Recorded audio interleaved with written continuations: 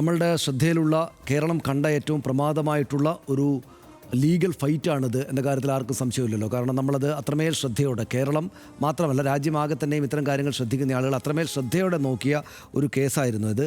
എന്ന് മാത്രമല്ല, ഈ കാര്യത്തിൽ കേരളത്തിനാകെ തന്നെയും ഒരു സിമ്പതി അല്ലെങ്കിൽ ഒരു അനുഭാവ നിലപാട് ഈ നടിയോടുണ്ട്. കാരണം എന്താണെന്ന് വെച്ചാൽ അങ്ങേയറ്റം സ്നേഹിക്കപ്പെട്ടൊരു നടിയാണ് അവർ ചെറിയ പ്രായത്തിൽ തന്നെ സിനിമയിലേക്ക് വന്നു.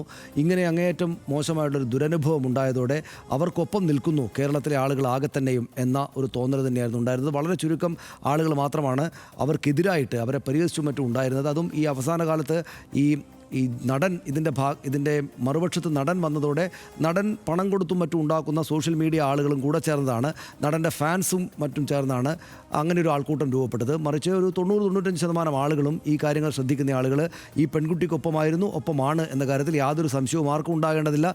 എല്ലാവർക്കും അതറിയാം. കാരണം അവർ ഉപദ്രവിക്കപ്പെട്ടിട്ടുണ്ട് എന്ന കാര്യത്തിൽ യാതൊരു സംശയവുമില്ല. കോടതി വിധി വന്നപ്പോൾ തന്നെയും അതിനകത്തുള്ള ചുരുക്കം ആളുകളെ ഒഴികെ ബാക്കി മുഴുവൻ ആളുകളെയും ശിക്ഷിക്കുകയാണ് ചെയ്തത്. ഈ കുറ്റകൃത്യം നടന്നിട്ടുണ്ട് എന്ന് പറഞ്ഞ് ശിക്ഷിക്കുകയാണ് ചെയ്തത്. ആ കുറ്റവാളികളാണ്, കുറ്റം ചെയ്തിട്ടുണ്ടെന്ന കാര്യം കോടതിയിലൂടെ നമ്മൾ സ്ഥിരീകരിച്ചായിട്ടാണ് നമ്മൾ അറിഞ്ഞത്. അപ്പോൾ സ്വാഭാവികമായിട്ടും ഇത് അത്രമേൽ പ്രമാദമായിട്ടുള്ളൊരു കേസാണ്. അത്രയ്ക്ക് ജനങ്ങൾ ശ്രദ്ധിച്ച കാര്യമാണ്. ഈ കുട്ടിക്കൊപ്പം, ഈ നടിക്കൊപ്പം കേരളം ആകെ തന്നെ നിൽക്കുന്ന സംഭവമാണ്. അതിൽ പൂർണ്ണ നീതി ഉണ്ടാവുക ഈ കേസിൽ എന്നത് എല്ലാവരുടെയും ആവശ്യമാണ്. അതുകൊണ്ടാണ് സർക്കാർ ഇതിനകത്ത് വിചാരണ കോടതിയുടെ വിധി വന്നതിന് ശേഷം പോലും അപ്പീൽ നടപടികളുമായിട്ട് പോകും എന്ന നിലപാട് സ്വീകരിച്ചിരിക്കുന്നത്. ആ നിയമപരമായിട്ടുള്ള കാര്യങ്ങൾ നടക്കുകയും ചെയ്യുകയാണ്. അപ്പോൾ സ്വാഭാവികമായിട്ടും ഈ കോടതിയുടെ ഭാഗത്തു നിന്നും അതുമായി ബന്ധപ്പെട്ട നിയമവൃത്തങ്ങളിൽ നിന്നാകെ തന്നെയും അതീവ ഗൗരവത്തോടെയുള്ള പ്രതികരണങ്ങളും അതീവ ഗൗരവത്തോടെയുള്ള ഇടപെടലുകളുമാണ് സ്വാഭാവികമായിട്ടും കേരളം പ്രതീക്ഷിക്കുക. അക്കാര്യത്തിൽ സംശയമില്ലല്ലോ. എന്നാൽ ആ ഗൗരവത്തോടെയാണോ ഈ പ്രതികരണങ്ങൾ ഉണ്ടാകുന്നത് എന്ന സംശയം നമുക്ക് വരികയാണ്. ഇപ്പോൾ തന്നെ കോടതിയിൽ നിന്ന് വിധി പറഞ്ഞു കഴിഞ്ഞാൽ കോടതി ഈ ജഡ്ജ് പേന കുത്തി പൊട്ടിച്ച് കളയും എന്നാണ്. എന്ന് വെച്ചാൽ അതിനോടുള്ള വൈകാരിക അടുപ്പം അതോടെ കഴിഞ്ഞു വിധി പറഞ്ഞാൽ എന്നാണ്. അങ്ങനെയാണ്. അത് മാത്രമല്ല, നീതി ദേവത എന്നൊക്കെ പറഞ്ഞാൽ നമ്മൾ അറിയുന്നത് എങ്ങനെയാണ്? കണ്ണ് മൂടിക്കെട്ടിയ ഒരു സ്ത്രീ രൂപമാണ് ലോകത്ത് പൊതുവിൽ നീതി ദേവതയുടേതായിട്ട് നമ്മൾ മനസ്സിലാക്കുന്നത്. എന്ന് വെച്ചാൽ വൈകാരിക ആഭിമുഖ്യമില്ല. മുന്നിൽ വരുന്ന വസ്തുതകൾ ആരാണ് മുന്നിൽ നിൽക്കുന്നതെന്ന് നോക്കുകയോ എന്താണ് കാര്യങ്ങളെന്ന് സ്വന്തം വ്യക്തിപരമായിട്ടുള്ള കാഴ്ചയല്ല, മറിച്ച് ആ സംവിധാനത്തിൻ്റെയും നിയമത്തിൻ്റെയും ഭരണഘടനയുടെയും ഒക്കെ കാഴ്ചപ്പാടിലാണ് കാര്യങ്ങൾ നോക്കേണ്ടത്. വൈകാരികമായിട്ട് ഇത്തരം സംഗതികളോട് പ്രതികരിക്കരുത് എന്നതാണ് ഏറ്റവും പ്രധാനപ്പെട്ട ഒരു തത്വമായിട്ട് നമ്മൾ പുറത്തു നിൽക്കുന്ന ആളുകൾ മനസ്സിലാക്കിയിട്ടുള്ളത്. അതാണ് ഈ അഭിഭാഷകരുടെയും നിയമമേഖലയിൽ പ്രവർത്തിക്കുന്ന ജഡ്ജിമാരടക്കമുള്ള ആളുകളുടെയും ആ കമ്മ്യൂണിറ്റിയുടെ ആകെ തന്നെയും ആ ഫ്രറ്റേണിറ്റിയുടെ ആകെ തന്നെയും അഭിമാനം. ഞങ്ങൾ ഈ സംവിധാനത്തോട് ചേർന്ന് നിൽക്കുന്ന, നിയമപരമായിട്ട് മാത്രം പരിശോധിക്കുന്ന, വൈകാരികാഭിമുഖ്യം കൊടുക്കാത്ത ആളുകളാണ് എന്നാണ്. അവിടെയാണ് ഈ ജഡ്ജി ചെയ്ത് തെറ്റല്ലേ എന്ന തോന്നൽ നമുക്ക് വരുന്നത്. അങ്ങനെ ചെയ്യാൻ പാടുണ്ടോ? അവർക്കെതിരെ എത്രമാത്രം വിമർശനങ്ങൾ വന്നാലും ഒരു വക്കീൽ കോടതിയിൽ കിടന്ന് ഉറങ്ങുകയായിരുന്നു, ഇങ്ങോട്ട് നോക്കിയിരുന്നില്ല എന്നൊക്കെ ബാലിശമായിട്ടുള്ള കാര്യങ്ങളല്ലേ ഈ പറയുന്നത് എന്ന് ആർക്കാണ് തോന്നാതിരിക്കുക? അപ്പോൾ സ്വാഭാവികമായിട്ടും ഈ കേസിലെ ജഡ്ജി വൈകാരികമായിട്ടും ഷൗട്ട് ചെയ്തിട്ടും നിശ്ചയമായിട്ടും അർഹിക്കുന്ന, ആക്രമണം നേരിട്ടിരിക്കുന്ന ഒരു പെൺകുട്ടി നിശ്ചയമായിട്ടും അർഹിക്കുന്ന അനുഭാവപൂർണ്ണമായിട്ടുള്ള നടപടികളും ഇല്ലാതെയാണ് അവരോട് പെരുമാറിയത്. കോടതി മുറിക്കകത്ത് വല്ലാത്ത തോതിൽ അവർക്ക് മനോവിഷമം ഉണ്ടാകുന്ന രീതിയിൽ വൈകാരികമായിട്ട്, എന്ന് വെച്ചാൽ എതിർവൈകാരികമായിട്ട് ഇടപെട്ടു എന്നൊക്കെ വന്ന ചില വിമർശനങ്ങളെ നമ്മളിപ്പോൾ ഓർത്തു നോക്കുമ്പോൾ ശരിയായിരിക്കുമോ? ഇവരിങ്ങനെയാണല്ലോ കേസ് അനന്തരം വിധി എഴുതിയതിനു ശേഷം ഇങ്ങനെയാണല്ലോ പ്രതികരിക്കുന്നത്, അങ്ങേയറ്റം വൈകാരികമായിട്ട് അഭിഭാഷകരെ കോടതിയിൽ കിടന്നുറങ്ങി എന്ന മട്ടിലൊക്കെ പറയുന്നല്ലോ എന്ന സംശയം നമുക്ക് തോന്നുന്നത്.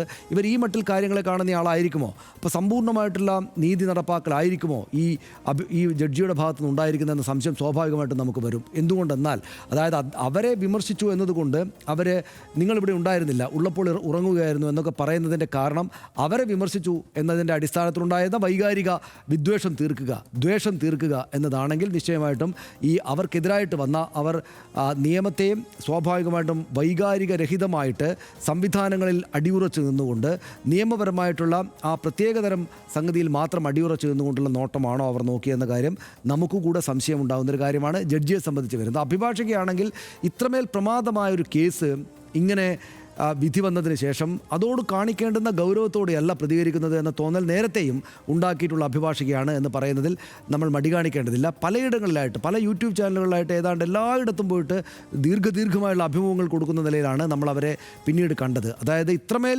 പ്രമാദമായുള്ളൊരു വിധി വന്നിരിക്കുന്നു. ആ പ്രമാദമായ വിധി ഈ പറയുന്ന ഇര എന്ന് വെച്ചാൽ ആക്രമിക്കപ്പെട്ട ആൾക്ക് പൂർണ്ണമായിട്ട് സംതൃപ്തി നൽകുന്ന വിധിയല്ല, അതിന്മേൽ തുടർ നടപടികളിലേക്ക് പോകേണ്ടതുണ്ട് എന്നൊക്കെ വരുമ്പോൾ കുറെ കൂടെ ഇവിടെയും ഈ വൈകാരിക രഹിതമായിട്ടുള്ള എന്താണ് ചെയ്യേണ്ടത്? കോടതിയുടെ ഭാഗത്തുണ്ടായ വീഴ്ചകൾ എന്തൊക്കെയാണ്? ഏത് നിലക്കാണ് ഇങ്ങനെയൊരു വിധി, സുഖകരമല്ലാത്തൊരു വിധി വന്നത് എന്നതിനെ അങ്ങേയറ്റം വികാരരഹിതമായിട്ടുള്ള നിയമപരമായിട്ടുള്ള ഭാഷയിൽ മാത്രം സംസാരിക്കേണ്ട ആൾ പലയിടത്തായിട്ട് ചെന്നിട്ട് ഇങ്ങനെ വൈകാരികമായിട്ട് അങ്ങേയറ്റം മണ്ടത്തരം എന്ന് തന്നെ പറയാവുന്ന പല കാര്യങ്ങളും ചെയ്തതായിട്ടാണ് നമ്മൾ ആ വക്കീലിൻ്റെ കാര്യത്തിൽ കണ്ടത്. അപ്പോൾ രണ്ട് ഭാഗത്തു നിന്നും ഇങ്ങനെ ഉണ്ടാകുമ്പോഴാണ് നമ്മൾ സാധാരണക്കാരായ ആളുകൾ ഈ കാര്യം കൈകാര്യം ചെയ്യേണ്ടത് ഈ ജഡ്ജിയും വക്കീലുമാരും ഹൈക്കോടതിയും അല്ലെങ്കിൽ ഈ കോടതി, വിചാരണ കോടതി അടക്കമുള്ള സംവിധാനങ്ങളാണല്ലോ, നിയമ സംവിധാനങ്ങളാണല്ലോ. അവർ നേരാംവണ്ണമല്ല കാര്യങ്ങളെ കൊണ്ടുപോയിരുന്നത് എന്ന ആശങ്ക പൊതുസമൂഹത്തിനാകെ തന്നെ ഉണ്ടാവുകയാണ്. കാരണം ഇത്രക്ക് പ്രമാദമായൊരു കേസിൽ സ്ത്രീകൾ ഇങ്ങനെ ആക്രമിക്കപ്പെടുന്ന ഒരു കാലത്ത് ഞാനതിനെതിരെ നിയമപരമായിട്ട് പോരാടുമെന്ന് പറഞ്ഞ് മുന്നോട്ട് വന്ന് അതിൻ്റേതായിട്ടുള്ള ഈ ബുദ്ധിമുട്ടുകൾ മുഴുവൻ സ്വന്തം മനസ്സിലും ശരീരത്തിലും സഹിച്ച ആ പെൺകുട്ടിയോട് നമ്മൾ നീതിപൂർവമാണോ പെരുമാറിയത്, നമ്മുടെ നിയമ സംവിധാനം നീതിപൂർവമായിട്ടാണോ പെരുമാറുന്നത് എന്ന സംശയം ഉണ്ടാക്കുകയാണ് സാധാരണ മനുഷ്യർക്കുള്ളിൽ. ഈ ജഡ്ജിമാരുടെ വർത്തമാനവും ഈ ജഡ്ജിയുടെ വർത്തമാനവും ഈ അഭിഭാഷകയുടെ തുടർ പ്രതികരണങ്ങളും അതിനു മുമ്പുള്ള പ്രതികരണങ്ങളും ഒക്കെ. അപ്പോൾ സ്വാഭാവികമായിട്ടും ഇതിൽ ആര് ശരി ആര് തെറ്റ് എന്നതല്ല, പക്ഷേ ഈ നിലക്കല്ല ഈ കാര്യങ്ങൾ നടക്കേണ്ടത് എന്ന് ഇവരുടെ അത്രയൊന്നും നിയമസംഗതികളെക്കുറിച്ച് അറിവില്ലാത്ത സാധാരണ മനുഷ്യർക്ക് പോലും തോന്നും എന്നതാണ് അതിനകത്തൊരു പ്രധാനപ്പെട്ട കാര്യം.